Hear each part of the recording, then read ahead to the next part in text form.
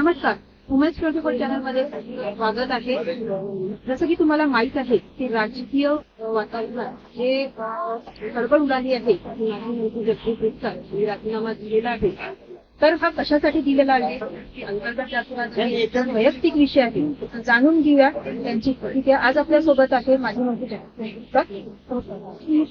तुम्ही जो राजीनामा दिला आहे तो ही चर्चा करून दिली होती यांची वैयक्तिक तुमचं काही कारण नाही, माझ्याशी जी कमिटमेंट होत होती एकदा दोनदा तीनदा तेच आणि त्यानंतर वागणुकीमध्ये तसं दिसत नव्हतं म्हणून मी राजीनामा.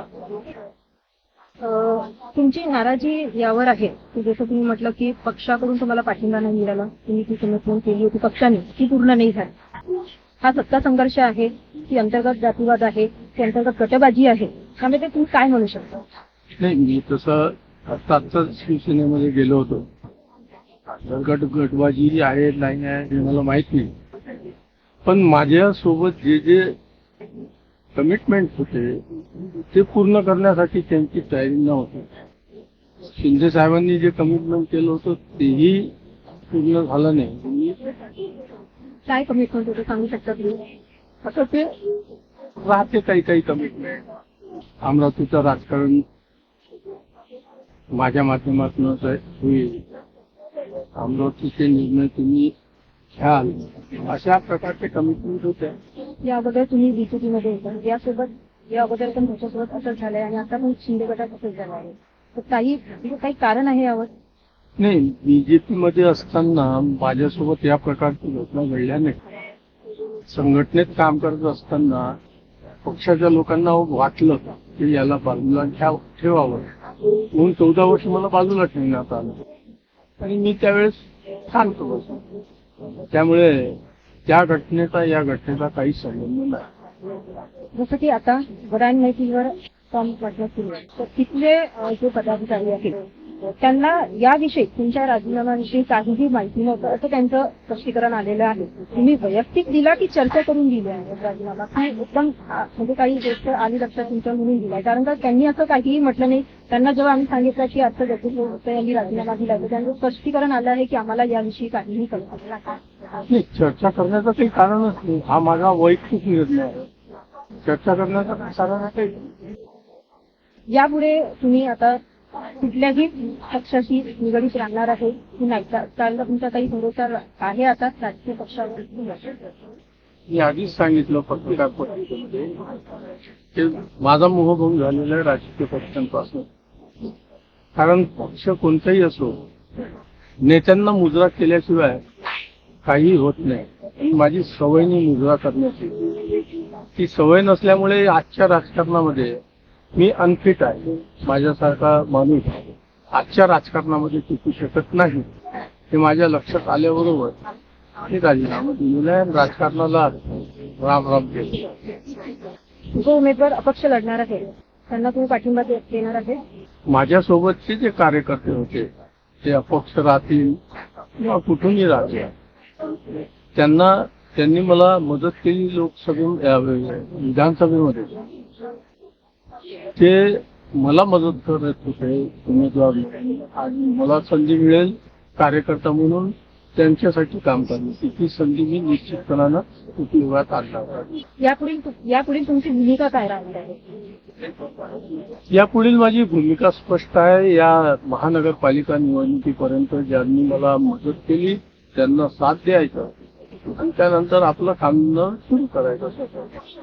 शेवटचा प्रश्न, राजकारण म्हणजे जनतेच्या विकासासाठी राजकारण हवं आहे की जे आजकाल राजकारण सुरू आहे स्वतःच्या हितासाठी, यावर तुमचं काय? स्वतःच्या हिताचं राजकारण करण्याची वृत्ती माझी राहिली असती तर कदाचित राजकारण सोडलं नसतं. राजकारण माझा व्यवसाय नसल्यामुळे मी कोणताही कठोर निर्णय घेताना माझी पुढे पाहत नाही. आणि राजकारण खऱ्या अर्थानं समाजासाठीच असायला पाहिजे. तो समाजासाठीच असावं असं माझं स्पष्ट. आपल्यासोबत होते जगदीश गुप्ता. त्यांनी त्यांची प्रतिक्रिया स्पष्ट केलेली आहे की काही कमिटमेंट पूर्ण नाही झाल्या त्यामुळे त्यांची नाराजी होती. आता हा राजीनामा पुढील मोठ्या राजकीय घडामोडीवर काय इशारा देतो आणि या पुढील जगदीश गुप्ता यांचं काय पाऊल आहे अशा घडामोडीसाठी तुम्ही बघत राहा उमेश 24 चॅनल. आज आपल्यासोबत होते जगदीश गुप्ता. जसं की तुम्ही बघितलं आहे की आज एकच गोष्ट खळबळ मचमत आहे अमरावतीमध्ये की जगदीश गुप्ता यांचा राजीनामा. तर याबद्दल आपण कार्यकर्ते जे आहेत त्यांची प्रतिक्रिया जाणून घेऊया.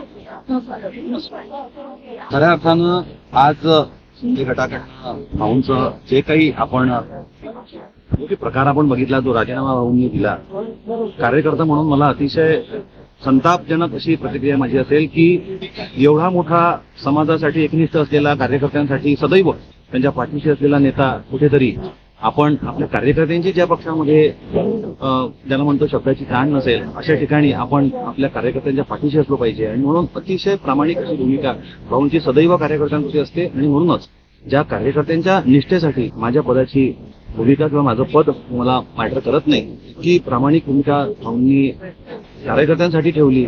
आम्हाला कार्यकर्ता म्हणून, भाऊचा कार्यकर्ता म्हणून येण्यात जो अभिमान आहे, तो अभिमान खऱ्या अर्थानं आदर्श राजनीतीचा एक भाग आहे. आणि एक उत्कृष्ट समाजाचं समाजकारण ज्याला आपण म्हणतो की मी जिथे माझे कार्यकर्ते तिथे आणि ते नसतील तर आपण पुढे जाऊ नये, अशा पद्धतीने भाऊंची ही भूमिका सदैव आमच्यासाठी नमनच राहील. आपल्यासोबत आणखी कार्यकर्ते आहेत, त्यांची पण प्रतिक्रिया आपण जाणून घेऊया. मी चंद्रशेखर वाकरे. आज काल संध्याकाळपासून जो प्रकार आपण सर्वांनी बघितला आहे हा खरोखर अत्यंत कार्यकर्त्यांचं मन दुखवणारा प्रकार अमरावतीमध्ये घडला आहे.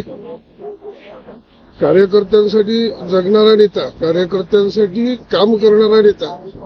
आपण राजकारणात बरेच नेते पाहिले, मुलांना तिकीट भेटली पाहिजे म्हणून भांडणारे पाहिले, परिवारातल्या माणसाला तिकीट भेटली पाहिजे म्हणून भांडणारे पाहिले.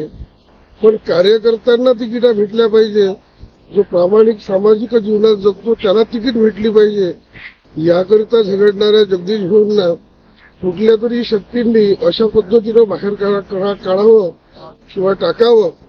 आणि कार्यकर्त्यांना खरोखर या भविष्यामध्ये खरोखर राजकारणात काम करावं का असा विचार करायला भाग पडणार अशी कठोर प्रतिक्रिया आज कार्यकर्त्यांची आहे. आम्हाला सर्वांना वेदना यायची आहे की राजकारणात चांगल्या लोकांसोबत काम करायचं, अशा चांगल्या लोकांसोबत जर अशा घटना घडत असतील तर निश्चित तरुण कार्यकर्त्यांनी हा विचार करण्याचा वेळ आहे की राजकारणामध्ये ज्या माणसावर कुठलंही कधी बोट कुणी ठेवू शकलं नाही अशा माणसाला राजकारणापासून दूर करण्याचं हे जे षडयंत्र अमरावतीमध्ये रचल्या गेलं हे दुःखद आहे, हे वेदनादायी आहे. आणि कार्यकर्त्यांना, सर्व कार्यकर्त्यांना विचार करण्यासाठी प्रवृत्त करणार आहे. मला असं वाटतं की या ठिकाणी आदरणीय भाऊंनी विधानसभेमध्ये जे चमक दाखवली होती आणि अमरावतीमध्ये जे भाऊंचं वर्चस्व आहे, कारण भाऊच एकमेव नेता असा आहे जो कार्यकर्त्याला परिवार मानतो, कार्यकर्त्यांसाठी जगतो. कार्यकर्त्यांना या मुख्यधारेपासून दूर करण्यासाठी आणि परिवारातले लोक पुढे आणण्यासाठी हे षडयंत्र रचलं गेलं असावं, माझी हीच प्रतिक्रिया या ठिकाणी आहे.